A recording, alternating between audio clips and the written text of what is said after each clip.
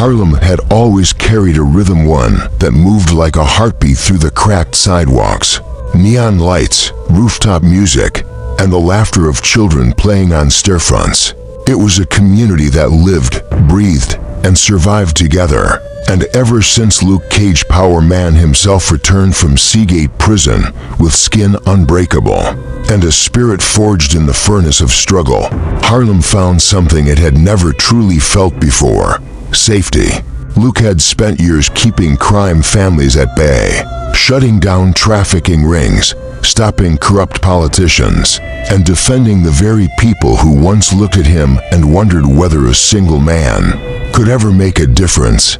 But Luke Cage was not just any man. He was a walking fortress, a symbol that Harlem did not bow to fear. Yet beneath that stability, something darker was brewing. It began with reports from upstate military laboratories, projects rumored to be tied to experiments, even more unstable than the super soldier program. Witnesses claimed they saw trucks moving in the dead of night, power fluctuations, chemical alarms, entire facilities quarantined and wiped from media records. Luke took little notice of such distant events. Harlem always needed him right here. But one night, everything changed. A thunderous shockwave tore through the eastern perimeter of New York. Windows rattled, car alarms screamed. Families looked outside and prayed it wasn't another alien invasion or supervillain uprising. Luke Cage was on 139th Street, helping a local community center install reinforced doors. When the tremor hit, dust fell from the ceiling. The ground rolled like a disturbed ocean dot. Then came the roar, a sound that was not human, not animal, but something in between, something born from rage so old, so deep, that it vibrated through marrow and metal. Luke stepped out into the street. The horizon burned with green flashes. Sweet Christmas, he whispered. Whatever was coming was big. A few minutes later, emergency news bulletins confirmed everyone's worst fear. Emil Blonsky, the Abomination, had escaped containment. The military's report was vague. The escape's cause even vaguer. Some spoke of sabotage. Others whispered he'd evolved again, adapting to every chemical suppressant they'd tried locking him behind. But the truth was simpler. Blonsky wanted revenge, not on the Hulk this time, but on the world that caged him, studied him, and treated him like a monster. He wanted territory, a proving ground, a city to bring to its knees, and he was marching toward Manhattan like a nightmare given flesh, scales glowing, footsteps breaking asphalt, fists capable of snapping steel girders like twigs. The Avengers were off-world. Thor was beyond the Bifrost. Banner had vanished. Strange was dealing with a dimensional rift in Nepal. For the first time in years, New York stood defenseless, but Harlem still had Luke Cage. The first confrontation came without warning. Luke was guiding civilians into shelter when the street split open like a cracked shell. Abomination erupted from the fissure, towering, monstrous, and radiating a fury that clouded the air. Blonsky's glowing eyes scanned Luke with eerie recognition. "You, Power Man," he snarled. "You carry the stench of experimentation, the same arrogance as Banner's makers, the same defiance." Luke squared his shoulders. "You picked the wrong neighborhood to stomp through." The hulking creature leaned in, breath steaming with gamma radiation. "This city will kneel, not while I'm breathing." Abomination laughed, a deep, guttural rumble that shook street lamps. "Then I'll start by taking that breath away." Then the ground cracked. Luke Cage moved first, fast, decisive, and fearless. He slammed shoulder first into Abomination's chest. Abomination slid backward, but barely flinched, his claws dragging trenches through the asphalt. With a guttural snarl, Blonsky retaliated. His fist came down like a meteor. Luke blocked, but the sheer force sent him skidding backward, boots tearing through concrete.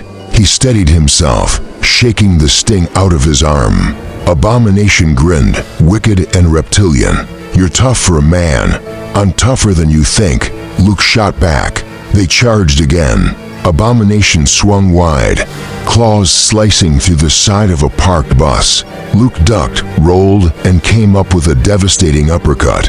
His fist smashed into Blonsky's jaw, snapping the creature's head back with a crack like breaking stone. The blow echoed through the block, and for the first time, Abomination actually staggered. But the monster's retaliation was feral. He grabbed Luke like a ragdoll and hurled him through the brick wall of a bodega. Shelves collapsed, fruit scattered, and a cloud of spice powder burst into the air. Luke groaned but forced himself up, shaking debris from his shoulders. "You done?" Abomination taunted from outside. Luke stepped through the torn wall. Not close. He sprinted forward, jumped, and landed a thunderous punch that forced Abomination onto one knee. Then Luke hammered the creature with a barrage fists flying, each blow like a cannon shot. The street trembled. Dust lifted in waves. Luke's knuckles glowed red from friction. But Abomination was built for wars, not street fights. He roared and released a shockwave of gamma-charged force that sent Luke flying nearly 20 feet. Cage crashed into a delivery truck, crumpling the metal frame. Before he could breathe, Abomination was on him, lifting the entire truck overhead. Luke rolled to the side, just as the truck smashed into the street like a meteor strike. Debris rained down. "You're strong," Luke coughed, rising. "But you ain't got heart." Abomination lunged, claws bared. Heart doesn't win battles. Power does. Luke dodged left, grabbed a fallen lamppost, twisted it like a rope, and swung it with titan strength. The metal pole slammed into Abomination's ribs, bending on impact, but sending the monster stumbling. Luke followed with a punch that cracked the ground beneath their feet. Abomination howled in rage and grabbed Luke by the torso, slamming him repeatedly into the pavement until the concrete cratered. He lifted him again for a finishing blow, but Luke's fist shot upward, smashing Abomination's nose flat. The beast reeled. Luke landed and backed up, panting hard. Sweat covered his brow. His ribs ached. His muscles burned. Abomination, bleeding greenish fluid, roared in fury and charged like a locomotive. Luke whispered to himself, "This is Harlem, my home, my people." He planted his feet. As Abomination barreled toward him, Luke drew every ounce of strength left, every memory of Seagate, every moment of pain. Every act of defiance and unleashed a punch so powerful it cracked the air like a sonic boom. His fist hit Abomination dead in the sternum. The impact lifted the creature off his feet. A pulse rippled through the block. Buildings shuddered. Asphalt peeled. The street glowed with friction. Abomination soared backward, smashing through to parked buses and plowing into a collapsed wall of the abandoned train station. Across the street, the structure crumbled around him in a cloud of dust and metal. Silence. For several seconds, no one moved. Then Abomination stirred, but instead of rising, he groaned, reached for the ground, and collapsed. His regeneration struggled. His breathing weakened. He looked up, eyes blazing with disbelief. "You are no ordinary man," he rasped. Luke Cage stepped forward, breath heavy but unbroken. "No, I'm a man who doesn't let monsters take his home." Abomination tried to push up again and collapsed face first, unconscious. Harlem erupted with cheers from windows, rooftops, and shattered storefronts. Families embraced. Sirens approached. The dust began to settle. Luke Cage stood tall, chest heaving, fists still clenched. He didn't raise his arms in victory. He didn't smile. He simply walked forward, checking if any civilians were hurt, already focused on what mattered most. That was the difference between them. Abomination fought for dominance, Luke Cage fought for people.